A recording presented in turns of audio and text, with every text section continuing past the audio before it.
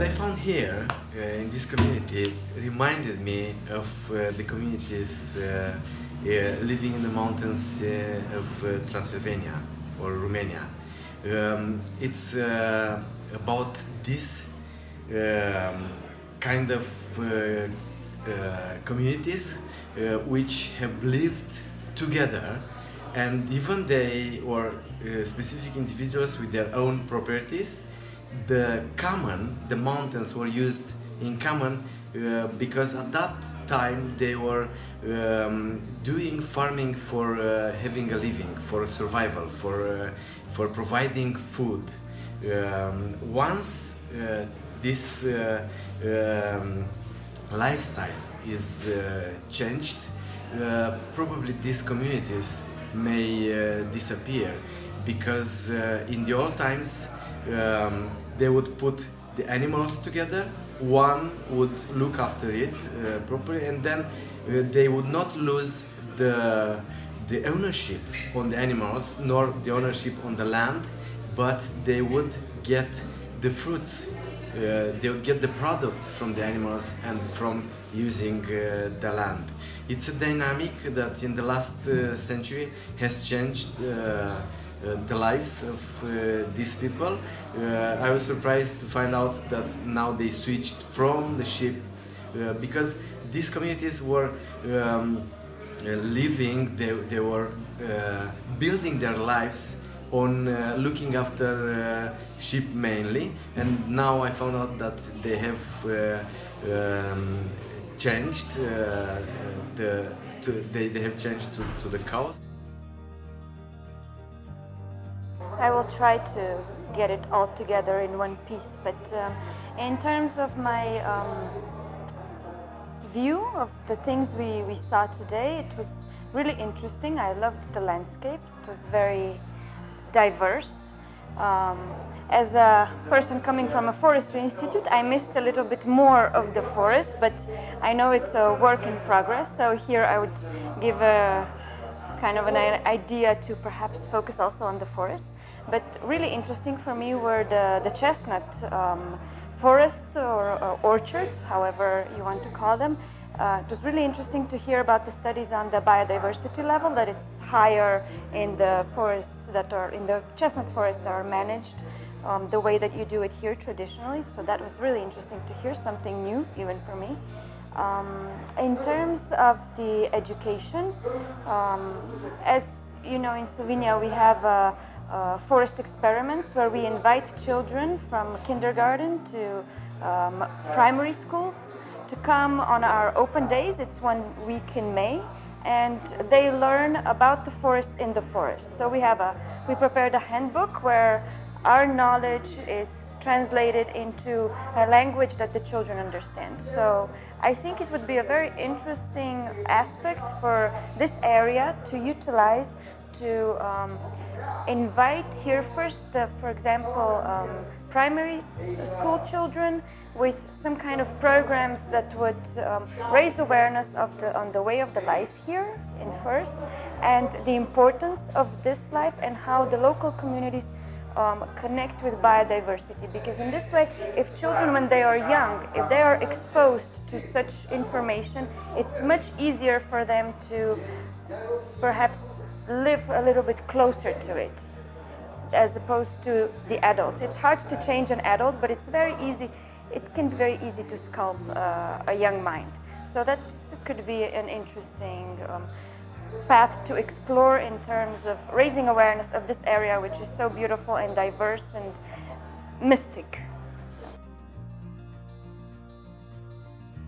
If I compare this to the situation in Belgium, I see we have not so much beautiful nature, but there is some similarity. We also have landscapes that are valuable from a biodiversity point of view, cultural point of view, because they are managed by the farmers. So I think it's very important that the farmers get the opportunity, get support to maintain the landscape, to have their typical way of local economy, and then it all interacts, and then people will stay here, and you will have people living in the area, and it will attract tourists, not mass tourists, but the people who really want to see the biodiversity and want to see the local farmers, and then this can all work together and be a sustainable model, I think.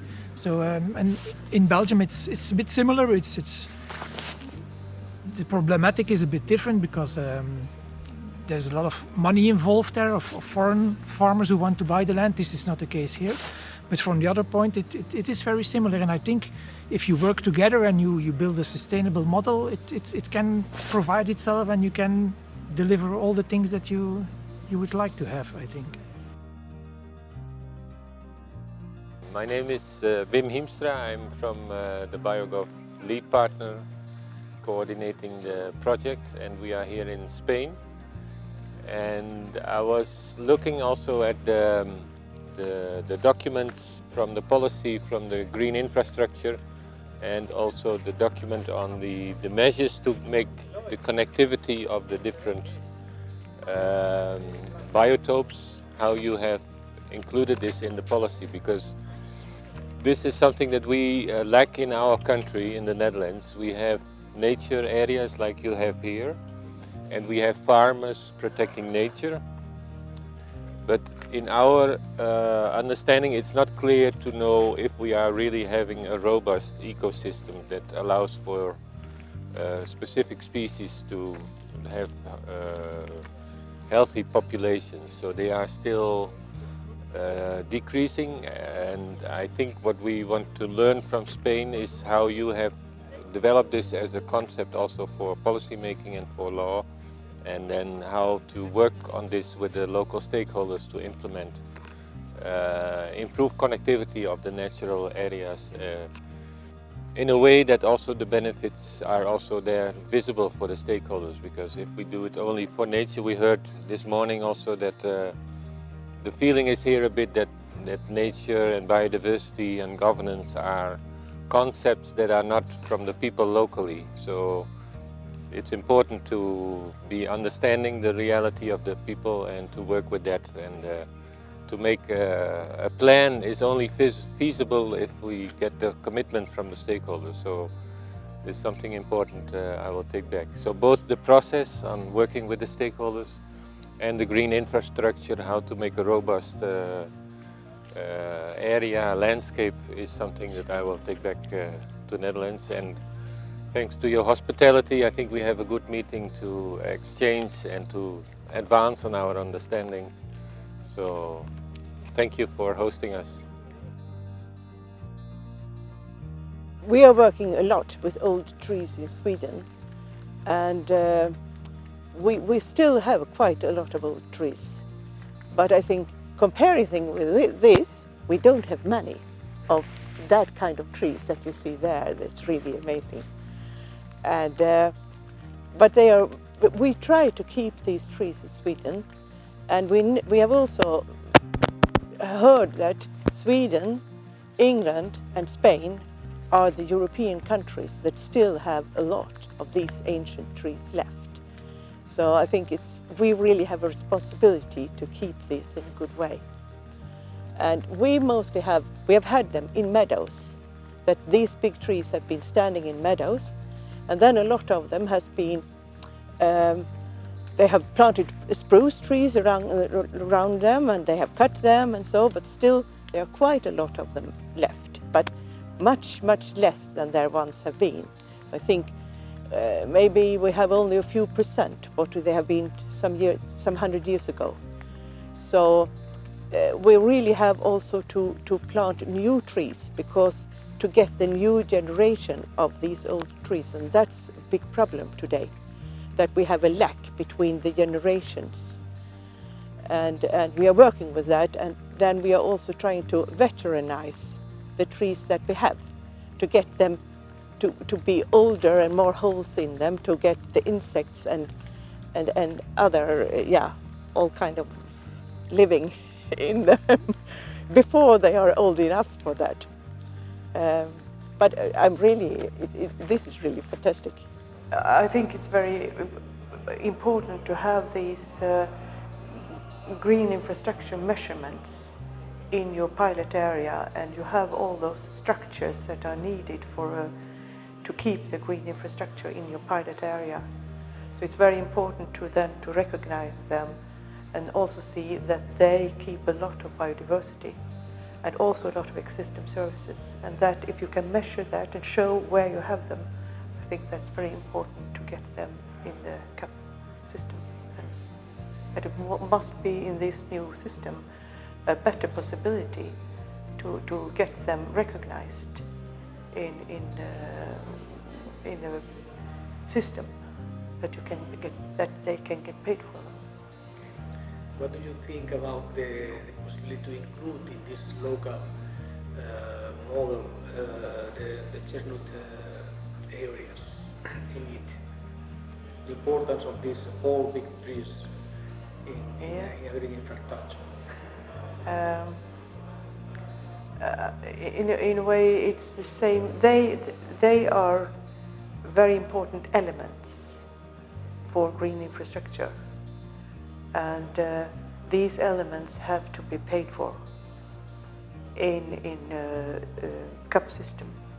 So you have to recognize them, and then you also have to know where they are and how much they then should be paid for. And also then they should be paid for manage the land underneath, that you get paid for the work that has to be done to keep these trees in good conditions. All management that has to be needed has to be paid for.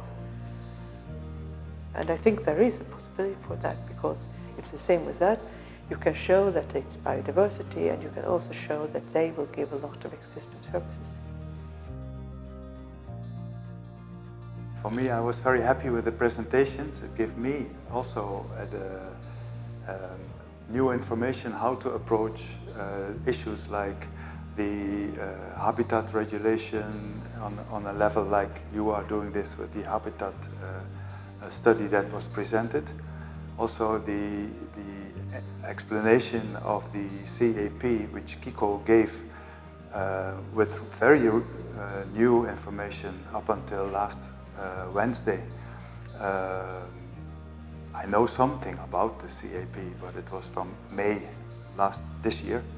So I was really happy to learn also that the steps we have taken in the province of Friesland, trying to influence the CAP through the Northern Netherlands Assembly and through the inter-provincial approach that we have negotiated with the Ministry of Agriculture and Nature, and also separately in Brussels. We are on our way to bring at least Frisian interests already in the new drafts that are being discussed in Brussels and in The Hague.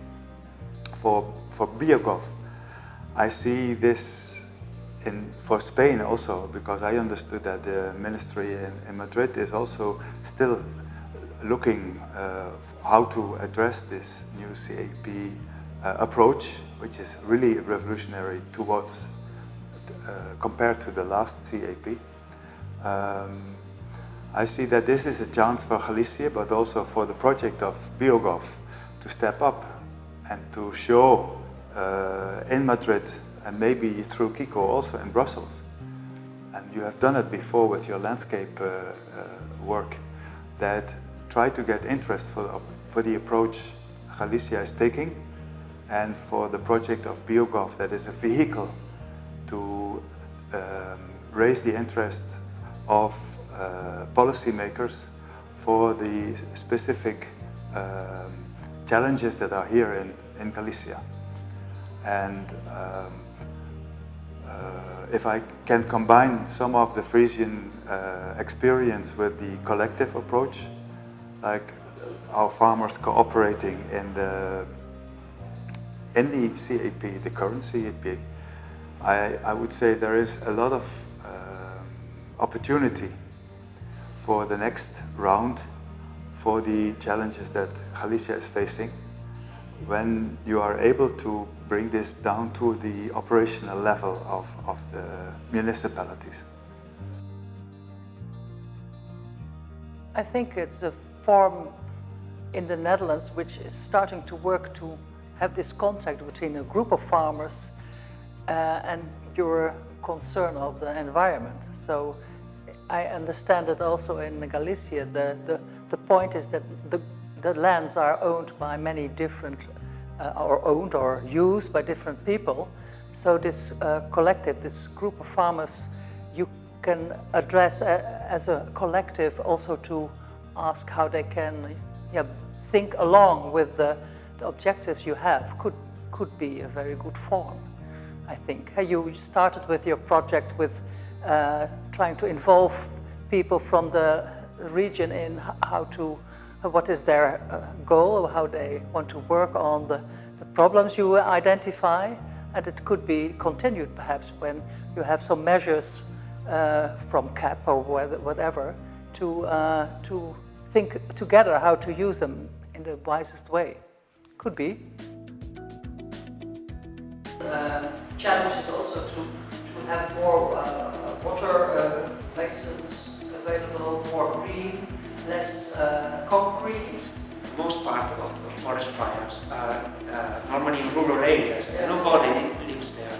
Yeah. So people in the cities, I think they are generally not concerned about the problem. Only when the fire arrives to the border of the city. This and also the end product. Yeah, the end product. I mean, now it's up to the politicians to decide how this is translated to the municipality level and how this is incorporated to the urban plans. Yes, but for instance, telling and for us it's also we are really jumping into the process of the university. But one of the ideas we have, and is related to the green infrastructure strategy that Andres presented, is if we can design eco schemes for farmers related to this, to help to implement some of the provisions of the strategy, and to give them. The important thing for me, I think, is that we are talking different languages. Probably the people at the Ministry of Agriculture designing this talk a different language than you or than people at the environmental agency, etc. I think that if you go with a suggestion, you need to make the effort to talk their language. For instance, now there is opportunity to many of the controls that are made on the spot to use remote sensing for them. And some member states are doing really big steps towards having no people controlling on spot, on the field, just having drones and planes, etc. And the farmer doesn't know if someone is there or no one measuring on the field.